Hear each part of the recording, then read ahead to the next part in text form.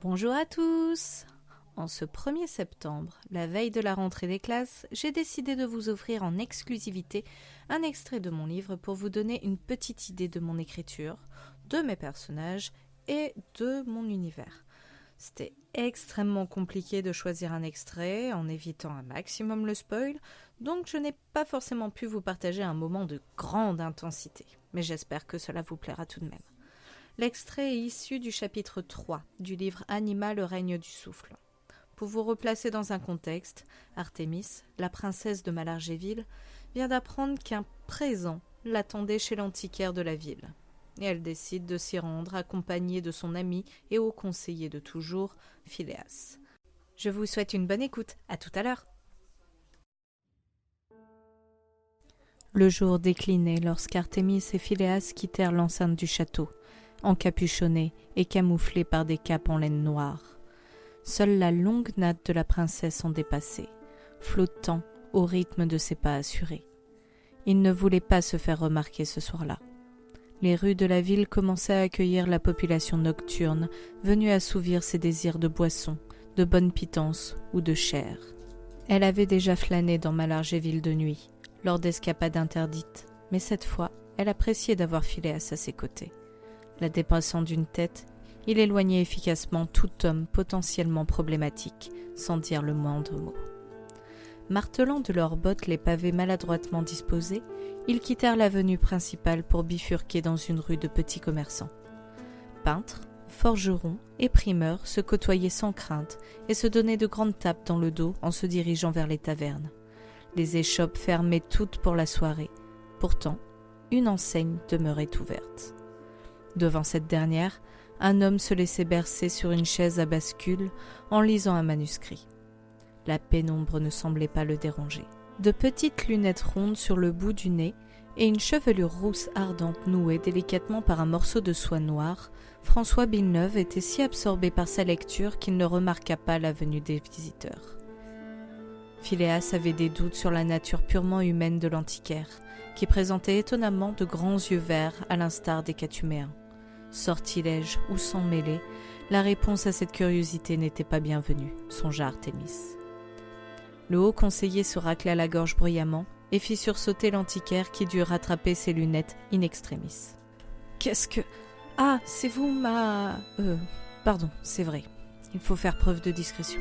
Entrez, ne restez pas dehors. » Villeneuve montrait beaucoup de nervosité et hésita entre l'application du protocole ou non. D'une main posée sur son épaule, avec un petit sourire à moitié dissimulé par son capuchon, Artémis tranquillisa l'homme qui leur ouvrit la porte dans un tintement de clochette. Éclairées à la bougie, les antiquités de la boutique se démarquaient toutes par leur aspect unique ou par leur brillance. Des étagères de bibelots en cuivre jouxtaient des bibliothèques qui gardaient jalousement de vieux grimoires derrière des portes en osier tressé. Des balances en bronze, un boulier et de nombreux parchemins traînaient sur le comptoir en bois vieilli. Enfin, des tableaux de paysages d'Effluos étaient accrochés au mur abîmé de la pièce. L'un d'entre eux émerveilla la princesse. On pouvait y voir le dôme violacé du pas de Effluos, baigné de soleil, surplombant la falaise blanche qui donnait sur la mer pourpre, déchaînée. Malargéville ne possédait pas de cadre si merveilleux, malheureusement. La clochette tinta une dernière fois et marqua ainsi la fermeture de la porte derrière Philéas. « Votre Altesse, je suis enchanté de vous recevoir ce soir », s'empressa de dire François Villeneuve, nerveux de cet temps éloigné du protocole. « Je suis conscient que votre emploi du temps est chargé. Merci à vous de nous accueillir à une heure si tardive, » corrigea Artémis en se découvrant la tête pour mieux y voir.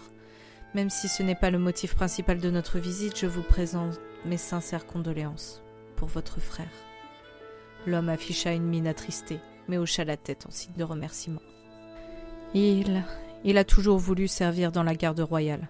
Ce sont malheureusement les risques de s'engager. » Le métier comportait des dangers, évidemment, même si la mort de Stéphane n'était pas conventionnelle. Sur le comptoir, elle aperçut un dessin qui représentait ce qu'elle devinait être l'antiquaire, un dessin d'enfant. « Nous n'allons pas vous déranger très longtemps, ne vous en faites pas, » reprit-elle en recentrant son regard vers son interlocuteur. « Votre famille doit vous attendre. Venons-en au sujet de notre visite. »« Bien, Votre Altesse, si vous voulez bien me suivre. » Elle jeta un œil à Philéas qui vérifiait la porte une dernière fois et accompagna l'antiquaire vers l'arrière-boutique. François remit à ses convives de quoi s'éclairer. Il arriva dans la pièce sombre et encombrée et déposa la bougie dans un liquide qui s'enflamma pour révéler les secrets de la pièce. Des draps de coton blanc, dressés çà et là contre les murs, protégeaient ce qu'on pouvait penser être des statues, meubles ou créatures empaillées. Toutes ces choses semblaient désigner la pièce maîtresse au centre de la salle, elle-même dissimulée sous un grand tissu de soie rouge. De quoi pouvait-il s'agir ? L'objet caché faisait sa taille. Elle qui pensait à quelque chose de plus petit. Dans tous les cas, une aura lourde et mystérieuse s'en dégageait. François Villeneuve ôta le voile et révéla ce qu'il préservait. Un miroir. Celui-ci était de forme rectangulaire et sa glace semblait couverte d'une couche de poussière. De somptueuses gravures de phénix et de canidelles enjolivaient le cadre doré. Elle reconnaissait ces symboles. Ils appartenaient aux familles Mallard et Géville, respectivement. Était-ce donc un objet d'héritage ? Il est magnifique, murmura Artémis en contemplant l'arrière du miroir sans oser s'en approcher. Avez-vous pu authentifier son origine ? L'antiquaire remonta ses lunettes sur son nez et s'éclaircit la gorge. C'est bel et bien un objet ayant appartenu à votre famille, et précisément à la reine Géville. Observez de plus près le poinçon au dos, votre Altesse. La princesse se pencha et plissa les yeux. La griffe évoquait une fleur, un lys dans lequel on avait coulé un métal pourpre, un métal rare, accessible uniquement par la monarchie. Les contrefaçons montrent uniquement des signatures avec les initiales des figures royales, mais à l'époque, Lilia Géville signait ses propriétés d'un lys. Peu d'ouvrages le renseignent, mais j'ai réuni quelques recueils rares grâce à mes ancêtres. Il avait raison. Les familles royales préféraient user de symboles plutôt que de vulgaires lettres, bien trop faciles à falsifier. Outre le dragon représentant sa famille, Artémis avait choisi 2 croissants d'éclisse qui se tournaient le dos. L'un évoquait son mois de naissance et l'autre l'attachement naturel de Mallard Géville à la déesse lunaire. J'ai fait quelques recherches dans mes vieux grimoires, ajouta Villeneuve alors que la princesse tournait autour de l'objet en examinant chaque détail. Mais la seule information que j'ai recueillie sur ce miroir, c'est qu'il appartenait à la reine Géville et qu'il aurait été volé peu de temps après la mort de son premier époux, Elric Mallard. C'était un objet qu'elle appréciait énormément. Cependant, nous ignorons son utilité. Son utilité ?